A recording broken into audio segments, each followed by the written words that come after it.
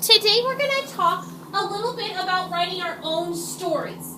You all have been coming up with some stories of your own, things that have happened to you. So I want you to think for a second, and when I say teach, you're going to talk to your partner about something that's happened to you. Ready? Teach. Okay.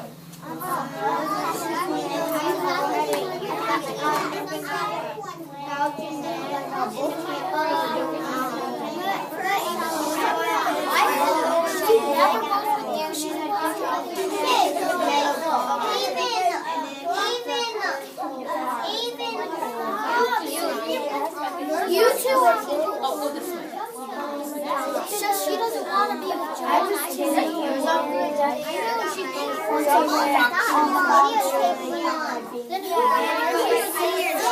Yo, class. Yes. Hands and eyes. Hands and eyes. Now, I heard some things that have happened to you that you may want to write about. It's a story that's happened to you. Now, we've been reading stories from Patricia Polaco, like My Rotten Red-Headed Older Brother.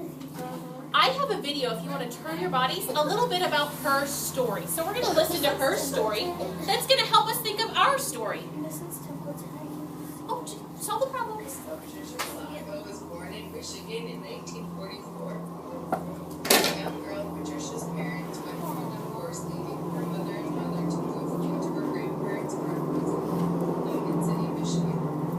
Here she learned many life lessons from her grandparents and started to develop a love for books. I would have to say all of my books are probably based on family stories, but remember, I was raised in a household where the old members of my family lived with us.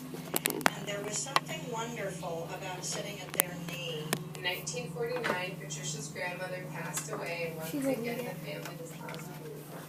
This time to Oakland, California, where she remained until adulthood. Here she was exposed to and grew a strong appreciation for people of many different colors, religions, and ideas. And they don't have the glory of understanding why other people do what they do and say different prayers and eat different food and perhaps even dress differently or look differently. So I think that's another thing literature, especially multicultural literature does, is it gives them an understanding that they otherwise are not going to have. They're not going to hear it in their own homes. So if they can read authentic stories and understand that the heart of humanity is the same, it doesn't matter. All right, so Patricia's telling us about her childhood. She lived in Michigan, and then they eventually moved to California. All of the stories that she's written are things that have happened to her. So some of the stories that we've looked at are things that happened to her maybe when she was your age, Lacey.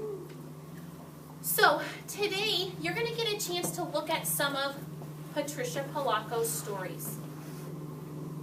And then you're going to think about your own story because second graders listen carefully. Any comments? Yes.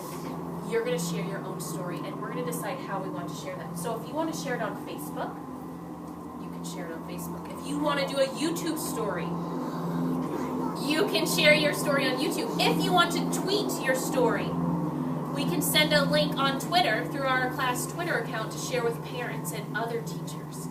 So today, your only job today is, if you need some ideas, I have some more Patricia Polaco books.